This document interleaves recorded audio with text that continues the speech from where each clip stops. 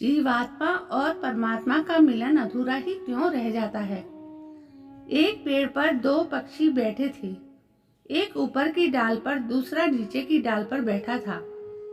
ऊपर की डाल पर बैठा पक्षी स्थिर भाव वाला था, अपनी धुन में रहता था, एकदम शांत मिजाज से और संतुष्टि के भाव से भरा हुआ। नीचे वाला पक्षी उससे उलट स्वभाव का था। वो बड़े चंचल स्वभाव का था। वो कभी इस डाल पर फुदकता, कभी उस डाल पर फुदकता। कभी छोटी सी खुशी मिल जाती तो खुद को बड़ा भाग्यशाली समझने लगता, तो कभी छोटी सी परेशानी भी आ जाए तो भाग्य पर रोने लगता, नसीब को कोसने लगता। हर चीज से उसका मन तुरंत भर जाता। वो तरह तरह के फलों के पीछे भागता। कभी बहुत मीठे फल मिल जाते तो बड़ा खुश होता, कभी कड़वे फल मिलते तो सभी को कोसने लगता, पेड़ को कोसता, फल को कोसता और कभी कभी तो ईश्वर तक को कहता कि क्या बेकार की चीजें बना दी हैं। एक बार उसने एक फल खाया। फल बहुत कड़वा निकला। वो स्वयं पर झुंझलाने लगा। तभी उसकी नजर ऊपर के डाल पर बैठे पक्षी पर पड़ी। वो पहले ही की तरह स्थिर भाव से बैठा था। उसे बड़ी हैरानी हुई। उसे ऊपर बैठा पक्षी ज्यादा सुखी लगने लगा। उसका अपना मन कड़वा हुआ था, इसलिए स्वयं को सबसे दुखी और दूसरों को सबसे सुखी समझ रहा था। उसने दूसरे पक्षी के बारे में सोचना शुरू किया। बड़ा विचित्र जीव है, ना तो कभी बहुत खुश दिखता है, ना कभी बहुत दुखी। शांत भाव से अपने आप में विभोर रहता है। वह है तो थोड़ा अजीब पर ज्यादा सुखी है। क्यों ना उससे मिलकर दोस्ती की जाए, कुछ सीखा जाए। वो ऊपर वाले पक्षी के पास गया। जब नजदीक पहुंचा तो उसे महसूस हुआ कि सूर्य की किरणों जैसे सुनहरे पंखों में से रोशनी आ रही है। उस रोशनी में उसने खुद को देखा तो अपना शरीर सड़ता गलता नजर आया।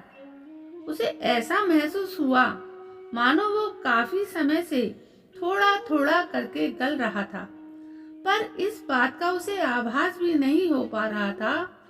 वो यह सोचकर बेचैन होने लगा।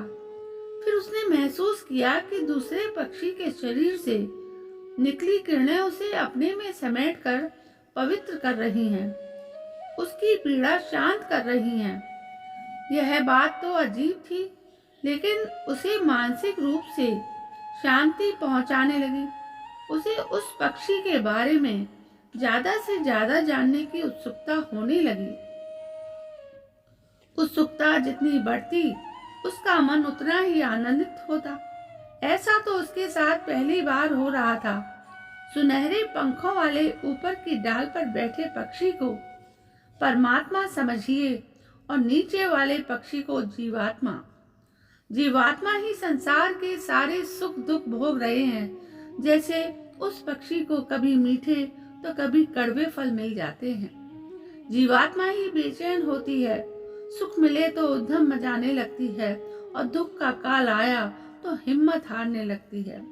परंतु परमात्मा तो समभाव में ही रहते हैं। इसलिए जीवात्मा का अंततः झुकाव परमात्मा की तरफ ही होता है। जीवात्मा जब अपनी सुख सुविधाओं के लिए भागता है, ऊधम मचाता है, तो उसे दुख ही दुख मिलते हैं। वो परेशान हो जाता है। ऐसे समय में कोई पवित्र आत्मा उसे सहारा देने आती है, उसे मार्ग दिखाती है। यदि उसे उस पुण्यात्मा की पुकार सुनाई पड़ गई तो उसका जीवन सुधर जाता है, अन्यथा वैसे ही भटकता रहता है। वो पुण्यात्मा उसका आध्यात्मिक गुरु है और उसकी अंतरात्मा की आवाज भी हो सकती है। जीवात्मा जब परमात्मा के करीब जाने को बेचैन होता है तो वही आध्यात्म की स्थिति है, क्योंकि मन की शांति तो वही मिलनी है। मन की शांति की ओर अग्रसर होने में हम जितनी देर करेंगे, कड़वे फल उतने ही ज्यादा चखने को मिलेंगे। सोचकर देखें, अंत में सब छूट जाता है। गीता में भी कहा है कि आत्मा किसी एक व्यक्ति का परिवार की होती ही नहीं, वो तो न जाने कितने वस्त्र बदलती है। जैसे आप पुराना वस्त्र त्याग देने के बाद उसे धारण नहीं करते, उससे सरोकार नहीं रखते, वैसे ही आत्मा एक शरीर त्यागने के बाद उसे पलटकर भी नहीं देखती। आखिर वो देखे भी तो कितने शरीर देखे, उसने तो इस सफर में न जाने कितने वस्त्र बदले हैं, तो फिर हम क्यों रच रहे हैं संसार का सारा स्वांग। ईश्वर कहते हैं सरल हो जाओ, तभी मेरे हृदय में स्थान पाओगे। दोस्तों, इस कहानी में कितनी बड़ी बात कही गई है। यदि आपको पसंद आई हो तो प्लीज़ सब्सक्राइब करें। कल मैं फिर हाजिर होती हूँ आपके सामने नई कहानी के साथ। तब तक के लिए जय हिंद, वंदे मातरम।